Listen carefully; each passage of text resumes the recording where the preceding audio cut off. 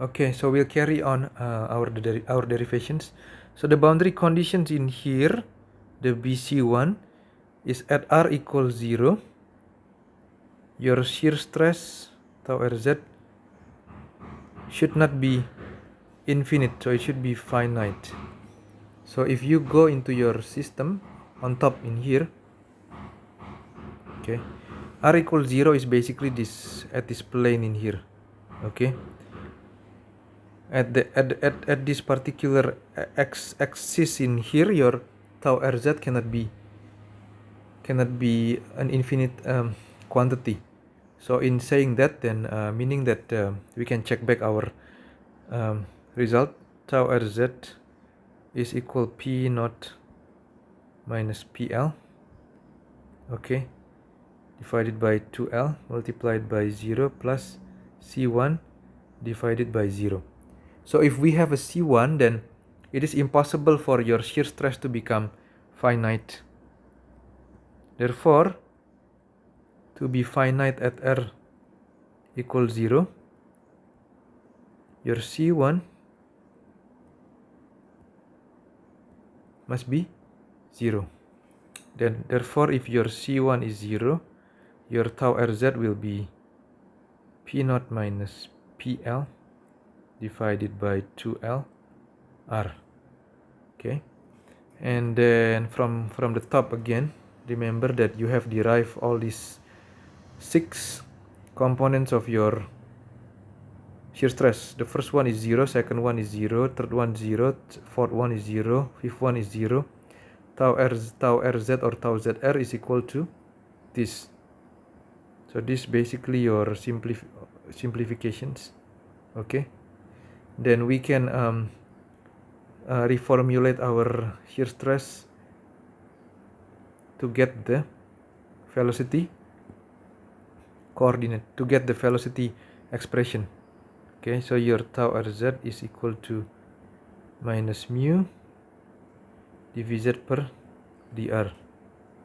Okay, what you do is now is you substitute Newton's law of viscosity.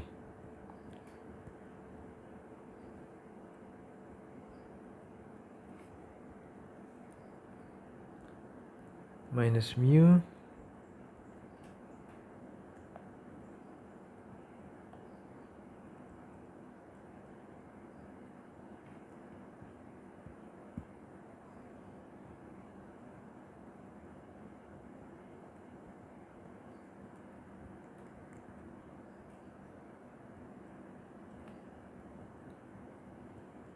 P naught minus PL divided by 2 mu L R.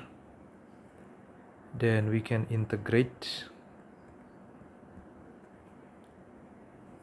If we integrate, we get dvz is equal minus P naught PL 2 mu L R dr. Then your Vz will be equal to P naught minus PL divided by 4 mu L square plus C2. Then up to this point in here, you get another constant in here that you need to know. You need to figure out what is this C2, and then you are using a boundary condition basically to check to get this one. So you will use another boundary condition. So what you have in your system is you need to check your system. Go up again. At R equal the radius of the tube, then the velocity should be equal to 0. So if you go in here at this particular point, okay, where your R is equal R, your liquid basically is in contact with the tube, and the tube does not move. And remember, in our slides we discussed about these boundary conditions at the interface of the solid fluid. Then the velocity of the fluid is equal to the velocity of the solid. So meaning that in this, since it doesn't move and we have a non-slip condition, that means the velocity of the fluid at that interface should be equal to 0. So then we substitute this this velocity, okay, r square plus c2. So we get our c2 is equal to p naught minus pl divided by 4 mu l r square. Then we substitute back this c2 into our velocity expression.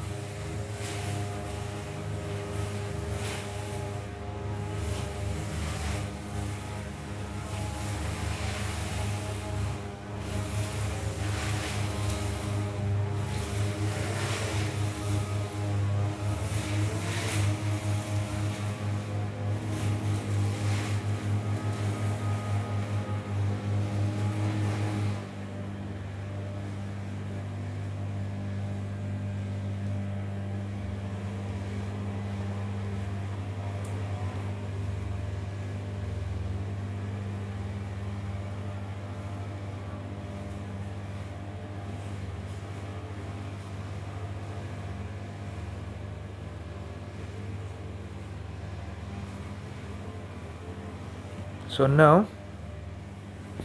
we have our velocity profile as a function of r, and also on top we have get this shear stress profile as a function of r. So now we can basically make a sketch of the velocity profile and the shear stress profile for our systems in here. Okay, let's I just take a simple picture of basically just imagining that this is the tube wall, and then I have another tube wall as well in here. Okay, so I'm sorry if the picture is not perfect. Basically I just need to make it quick so that you can understand. And then this one is I let me to take it as the center line, for example. Okay, so the first one that I want to draw in here is the velocity profile. So I will have something like this, like a parabolic velocity profile, where the one on the tube radius is equal to 0, and then if I take it back again in here, then this one will be z, this one is r. So your velocity should have this parabolic profile, and at this point in here, this becomes this particular velocity becomes maximum, okay, at r equals 0. On the other hand, your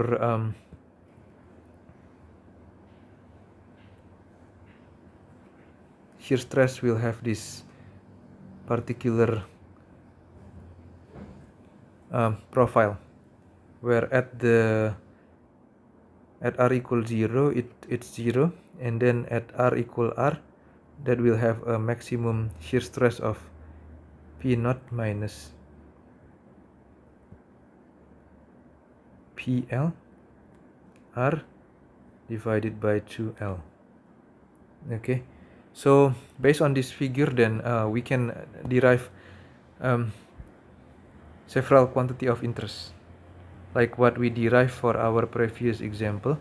Okay, so the first one will be maximum velocity, Vz max. So we know that the velocity will become maximum at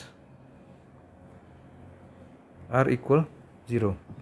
You can guess this thing, or you can basically do a trial and error and trying a different value of r equals 0, r equal capital R divided by 2, and at r equal r.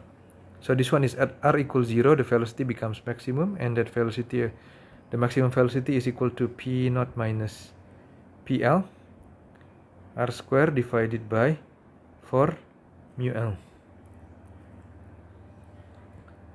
Then you have an average velocity,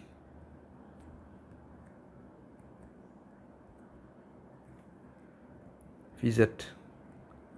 So this one is the one that is you get it by dividing total volumetric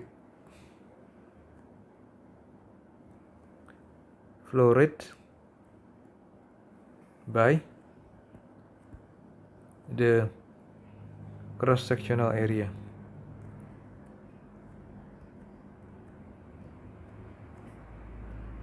So if we put the formula, that will be in the terms of something like this: integral 0 to 2 pi 0 to r Vz r dr dphi divided by integral from 0 to 2 pi integral 0 to r dr dphi.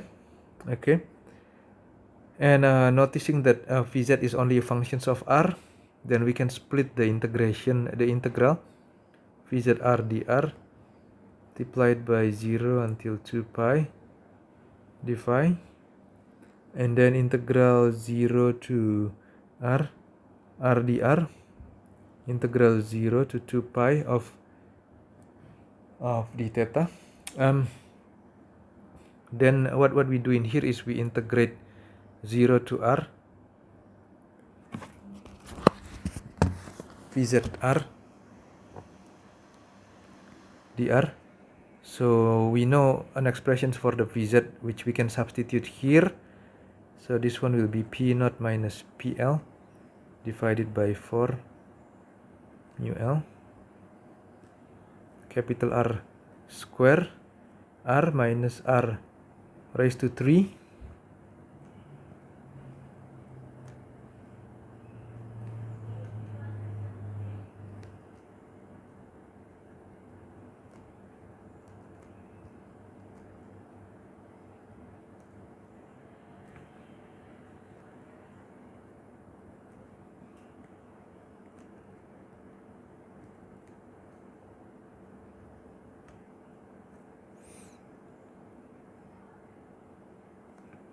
sorry, this one's supposed to be 2.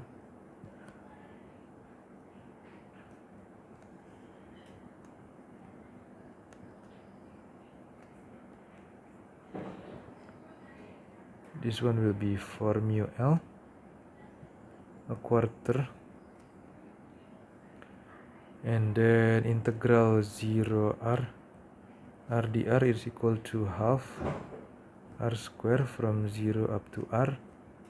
So this one is half r square. Then your Vz should be equal to P naught minus PL divided by 4 mu L 1/4 r raised to 4 multiplied by 2 pi.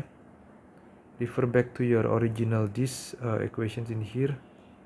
Okay, and then divided by half r square 2 pi. Okay, then in here we cross this one with this becomes 2 with this one, and then this 2 pi we cross it with this 2 pi, this 2 we cross it with this, so this becomes 2, and then we get this equal to P naught minus PL r square divided by 8 mu L. Okay, so this one will be can be also expressed in terms of the maximum velocity, where if you remember, then this quantity in here is basically the maximum velocity. Okay, so then the average velocity should be equal to the half maximum velocity. Okay, so that will be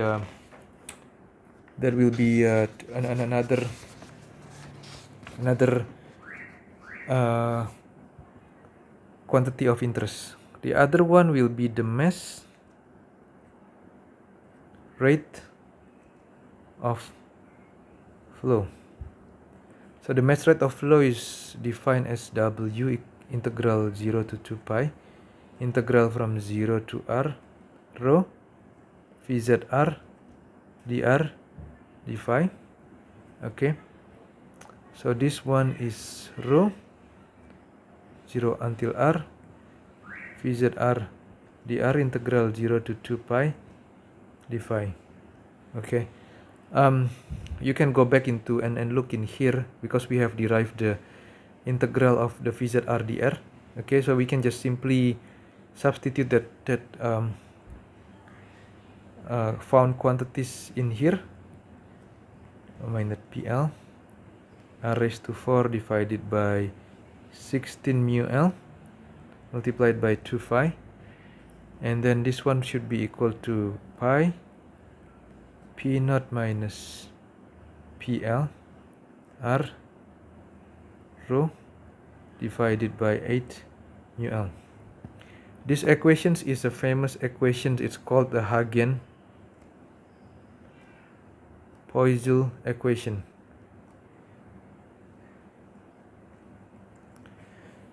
It's used with experimental data for the rate of flow and the modified pressure difference to determine the viscosity of the fluid. So most in experiments to determine the viscosity of the fluid, normally this Hagen-Poiseuille equation is utilized.